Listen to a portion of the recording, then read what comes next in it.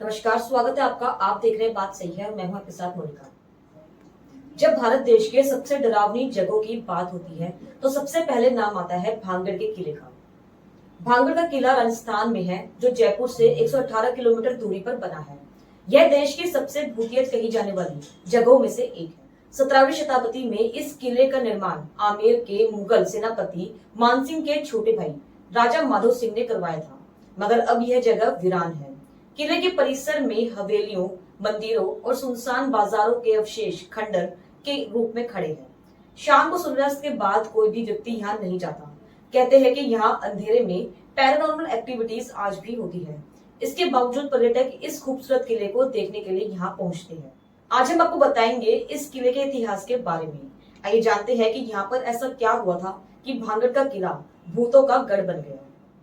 भांगड़ का शानदार किला राजस्थान के अलवर जिले की हरी भरी पहाड़ियों के बीच बीच मौजूद है। 17वीं शताब्दी में बना यह किला अपने आसपास की खूबसूरती और बेहतरीन आर्किटेक्चर के लिए मशहूर है, लेकिन उससे भी ज्यादा मशहूर है इस किले की भूतिया कहानी। किले से जुड़ी ऐसी कुछ कहानियां हैं जिनमें यहाँ आने वाले लोगों की तांत्रिका मदद के लिए गुहार लगाती महिलाएं और टूटती चूड़ियों की आवाज सुनाई देती है। आइए जानते हैं कि कैसे शाही परिवार का यह किला भारत की सबसे भूतिया जगहों में से एक बन गया। भांगड़ का किला 17वीं शताब्दी में राजा माधो सिंह ने बनवाया था। माधो सिंह अंबर के महान मुगल सेनापति मानसिंह के छोटे भाई थे। पूरी बस्ती के साथ भांगड़ किला 5 बड़े बड़े गेट से संरक्षित था। शाही महल के अलावा भांगड़ में 1720 तक 9000 से अधिक घर थे, जिसके बाद धीरे धीरे यहाँ की आबादी कम हो गई। किले के परिसर में भव्य हवेलियां, मंदिरों और सुनसान बाजारों के अवशेष देखे जा सकते हैं, जो किले के समृद्धि वाले दिनों का संकेत देते हैं। अब आपको बताते हैं इसकी पहली कथा के बारे में। पहली कथा बाबा बलाऊनाथ नाम के एक साधु की है। इसके मुताबिक राजा माधो सिंह के भानगढ़ किले बनाने से बहुत पहले वहां पास में ही बाबा बलाऊनाथ ध्यान किया करते थे। जब किला बनाने का फैसला हुआ तो साधु ने राजा के सामने एक शर्त रखी। बाबा बल्लाऊ ने भानगढ़ में किला बनाने की अनुमति इस शर्त पर दी कि भानगढ़ किला या उसके अंदर की कोई भी इमारत उनके घर से ऊंची नहीं होनी चाहिए। इसके साथ ही चेतावनी भी थी कि अगर किसी संरचना की छाया साधु के घर पर पड़ती है तो किले में बसा पूरा शहर नष्ट हो जाएगा। कहा जाता है कि माधो सिंह के पोते अजय सिंह ने इस चेतावनी को नजरअंदाज कर दिया और किले की ऊंचाई बहुत बढ़ा दी। नतीजन ये हुआ, साधु के घर पर छाया पड़ी और चेतावनी के तहत पूरा शहर नष्ट हो गया। भांगड़ की भूतिया कहानियों में एक कहानी राजकुमारी रत्नावती से जुड़ी है।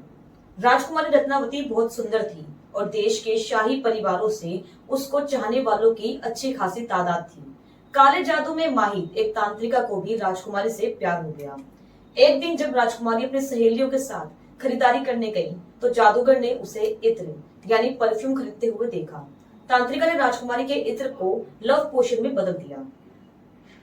राजकुमारी को तांत्रिका की चाल का पहले ही पता चल गया था। उसने इत्र को पास के एक बड़े से पत्थर पर फेंक दिया। लिक्विड के जादू से वो बड़ा पत्थर जादूगर की ओर लुढ़कने लगा और तांत्रिका की पत्थर से कुचले जाने से मौत हो गई। कहते हैं कि मरने से पहले तांत्रिका ने शहर को श्राप दिया और कहा कि यह जल्द ही तबाह हो जाएगा और कोई भी इसके परिसर में नहीं बचेगा। अब ये इत्तेफाक है या उसे तांत्रिका का श्राप, लेकिन कुछ समय बाद मुगल सेना ने राज्य पर कब्जा कर लिया और राजकुमारी रत्नावती सहित किले के सभी निवासियों को मार डाला। माना जाता है कि मारे गए लोगों के भूत की आवाजें रात को भानगढ़ के किले में आज भी भटकते हैं।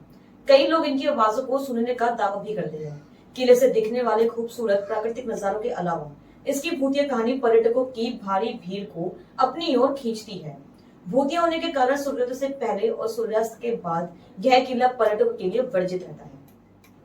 देश दुनिया की ऐसी ही रोचक जानकारी को जानने के लिए बने रहिए हमारे साथ और देखते रहिए बात सही है।